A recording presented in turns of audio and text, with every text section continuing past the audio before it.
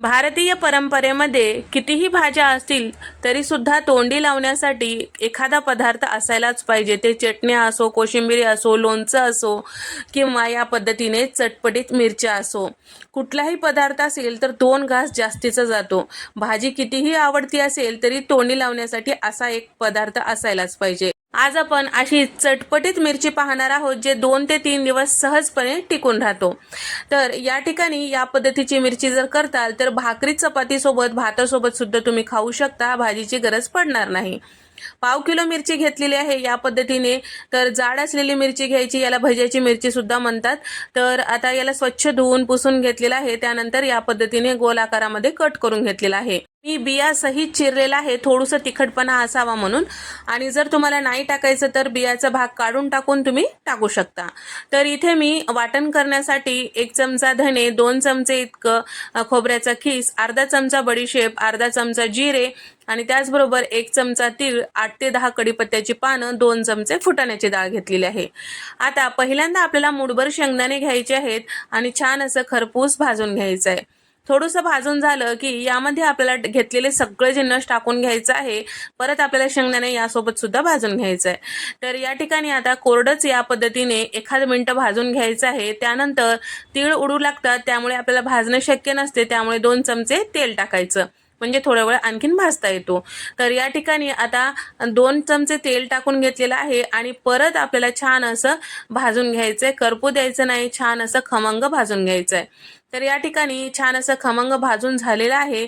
आता एका प्लेटमध्ये किंवा ताटामध्ये काढून घेऊया आणि थोडंसं थंड झालं की आपल्याला मिक्सरला हे फिरून घ्यायचंय. हलकंसं रवाळ ठेवायचं, अगदी पावडर नको किंवा अगदी जाडसर नको.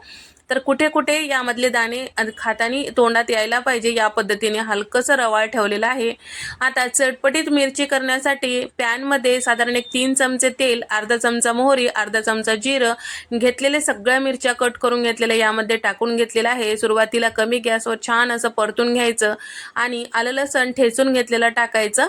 साधारण 1 मोठा चमचा टाकून घेतलेला आहे. ते सुद्धा याचा कच्चेपणा जाईपर्यंत परतून घ्यायचा. त्यानंतर झाकण लावायचं, 1 मिनिट असंच वाफू द्यायचं. 1 मिनिटानंतर आपल्याला झाकण काढायचं आहे, परत मिक्स करायचं आणि एक पाण्याचा हपका द्यायचा आहे. पाण्याचा हपका दिलं की मिरची जी आहे थोडीशी छान असं मऊसूद वाफल्या जाते. तर या ठिकाणी झाकण लावूया, परत आणखीन 1 मिनिट वाफून घेऊया. तर इथे आपली मिरची छान असं वाफल्या गेलेली आहे, अगदीच गाळ झालेली नाही. थोडंसं वाफलं की पावडर मसाला टाकायचं. अर्धा चमचा हळद, अर्धा चमचा गरम मसाला आणि त्याचबरोबर यामध्ये आपल्याला साधारण 1 चमचाभर साखर टाकायची आहे. आपण इथे आंबट गोड चवीचं करणार आहोत त्यासाठी साखर.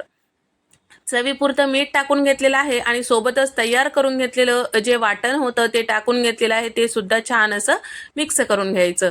1 मिनिट छान असं परतून घ्यायचं. पूर्ण परतून घेतलं की आता लास्टला आपल्याला टाकायचं आहे लिंबाचा रस. तर 2 चमचे लिंबाचा रस यामध्ये टाकून छान असं मिक्स करायचं आहे. इथे मात्र आपल्याला गॅस बंद करायचं आहे किंवा इंडक्शन बंद करायचं आहे.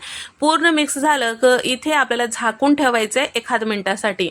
तर आता लिंबाचा रस टाकल्यानंतर परत वाफवायची गरज नाही, कारण त्याचा स्वाद निघून जातो. त्यासाठी फक्त झाकण लावायचं आहे. त्या गरमवरच आपल्याला छान असं झाकण लावून वाफवायचं.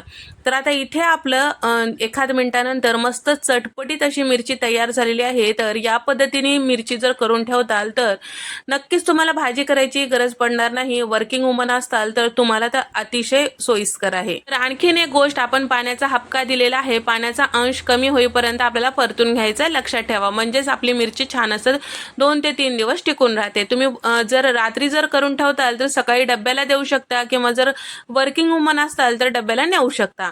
तर व्हिडिओ आवडल्यास व्हिडिओला लाईक करा, शेअर करा, सबस्क्राईब करायला मात्र विसरू नका. नंतरच्या रेसिपीमध्ये आपण भेट देऊया. तोपर्यंत नमस्कार, बाय.